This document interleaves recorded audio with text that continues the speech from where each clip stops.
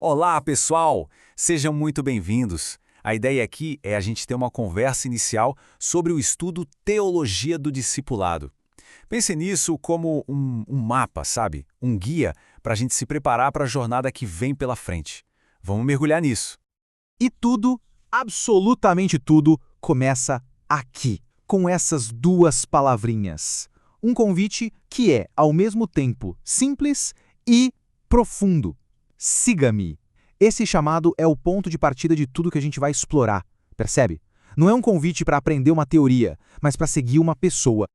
E para a gente começar essa jornada, o estudo já lança essa pergunta fundamental. Ela vai ser meio que a nossa bússola, sabe? Quando a gente lê os evangelhos, o que chama mais a nossa atenção? O que Cristo faz por nós, seus milagres, os benefícios, ou quem Cristo é, na sua identidade, na sua pessoa? É uma boa pergunta para a gente guardar e ir pensando nela. E essa pergunta nos leva direto para uma abordagem bem particular que esse estudo propõe. Não se trata só de reler as histórias que a gente já conhece, mas de olhar para elas com uma lente nova, com um olhar diferente. A metodologia aqui é o que se chama de leitura narrativo-teológica. Nome um pouco complexo, né? Mas a ideia é bem simples, na verdade. Significa olhar para a sequência dos acontecimentos nos evangelhos não como se fosse um acaso, mas como um método de ensino, uma pedagogia pensada por Cristo para formar e transformar gente. E essa tabela aqui, ela deixa bem clara a diferença. O registro histórico foca no que aconteceu. A gente acumula informação. Já a pedagogia intencional, ela nos faz perguntar por que aconteceu dessa forma, porque nessa ordem, os eventos não são fatos isolados, eles fazem parte de um processo. A meta, então, não é só informar a mente, é transformar o coração. Então, o ponto central é este aqui. A forma como as histórias são contadas nos evangelhos, a sequência dos milagres, dos ensinos, dos confrontos, nada disso é por acaso. Nada é neutro. Tudo ali está comunicando um processo de revelação de quem é Cristo e de como ele nos molda como seus seguidores.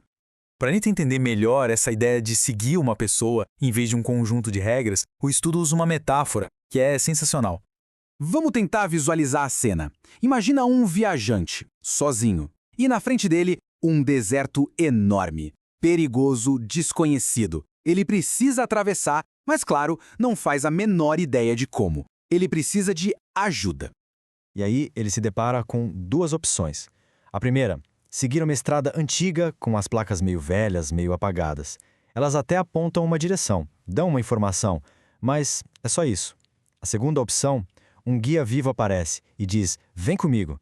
Ele não oferece um mapa, ele oferece companhia. A primeira opção é sobre seguir regras. A segunda é sobre um relacionamento. E aqui está o ponto alto da metáfora, o coração do discipulado. Os discípulos tinham as placas, a lei, os profetas. Mas Jesus chega e o chama para andar com ele. O discipulado não é sobre aprender a direção, é sobre ser transformado enquanto se caminha com o guia. Um guia que não apenas conhece o caminho, ele é o próprio caminho. Certo. Então, se o discipulado é essa jornada com um guia, qual é o mapa que este estudo nos dá para a gente não se sentir perdido? E a ótima notícia é que essa caminhada não é aleatória, não é um caos. Assim como a gente viu na pedagogia de Cristo, existe um processo com uma intenção clara. Existem estágios, marcos no caminho que nos ajudam a entender onde a gente está e para onde a gente está indo. E aqui está ele, o mapa da nossa jornada. O estudo todo é estruturado ao redor desses 8 estágios.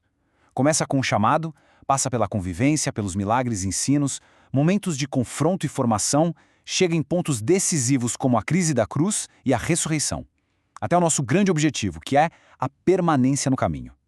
Cada capítulo do estudo vai ser um mergulho em um desses estágios. E para a gente ir fechando essa nossa introdução, tem um ponto que é crucial. Este não é um estudo sobre pessoas distantes lá do passado. É um estudo sobre nós. Quando a gente olha para Pedro, para João, para Tomé, até mesmo para Judas, a gente está, na verdade, olhando para um espelho. A gente vê ali as nossas próprias dúvidas, as nossas teimosias, os nossos medos, mas também o nosso potencial de sermos transformados pela presença do Mestre. A história deles é a nossa história. E o estudo nos deixa com essa reflexão que é bem forte.